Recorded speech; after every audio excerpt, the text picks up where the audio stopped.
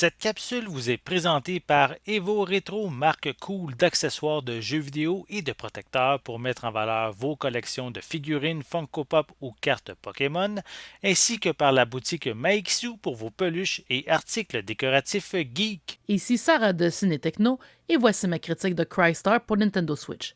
Le jeu est développé par Gem Drops et est publié par NIS America. Le jeu est disponible depuis le 29 mars 2022. On le retrouve également sur PC et sur PlayStation 4. La critique suivante peut contenir des divulgateurs. Rei Hatada est une adolescente renfermée sur elle-même qui se retrouve bien malgré elle au purgatoire en compagnie de sa petite sœur Mirai, attirée par le revenant Anamnesis qui souhaite capturer leurs âmes. Sous l'emprise de cet être maléfique, Rei cause la mort de Mirai, dont l'âme se dirige vers les engrenages du renouvellement.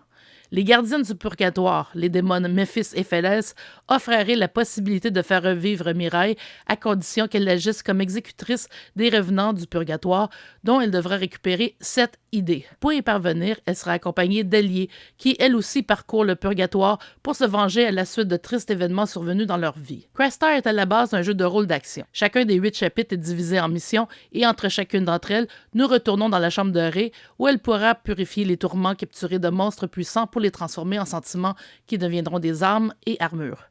Chaque étage du purgatoire est plutôt linéaire et on ne retrouve que quelques types d'ennemis différents qui existent cependant en variantes de couleurs. Ainsi, le jeu devient vite répétitif et seule la trame narrative permet de continuer d'y jouer jusqu'au bout. Le design des personnages principaux est quant à lui attrayant. On s'attache à Rei ainsi qu'à ses compagnes, même si ces dernières sont très typées.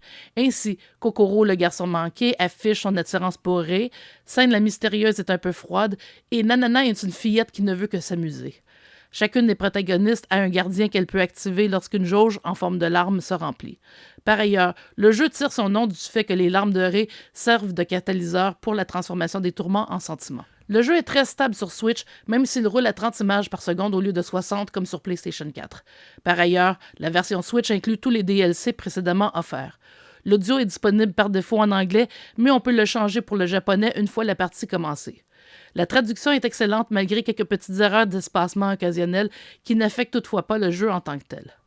Entre deux chapitres, on accède à des séquences animées qui révèlent l'histoire des revenants éliminés et ce sont toujours des histoires plutôt tragiques et sombres que des exemples de vie heureuse. Il faut un peu de temps pour s'habituer aux mécaniques de combat qui demeurent toutefois assez simples.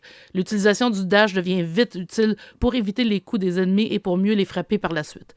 On aurait aimé un peu plus de trésors dans les donjons pour en faire un hack and slash plus satisfaisant vu la répétitivité des niveaux. Aussi, le retour à la chambre de Rei entre chaque mission ralentit la cadence du jeu et il aurait été intéressant de pouvoir sauter la cinématique associée à la purification des tourments. Malgré un purgatoire qui manque de variété, on se prend à vouloir poursuivre jusqu'au bout afin de savoir si Rei parviendra à faire revivre sa sœur et pour en savoir plus sur l'histoire des autres protagonistes. Il est dommage que Gem Drops n'ait pas profité de ce portage pour peaufiner les mécaniques de jeu. Crystar pour Switch reçoit la note de 7 sur 10. Merci d'avoir été à l'écoute.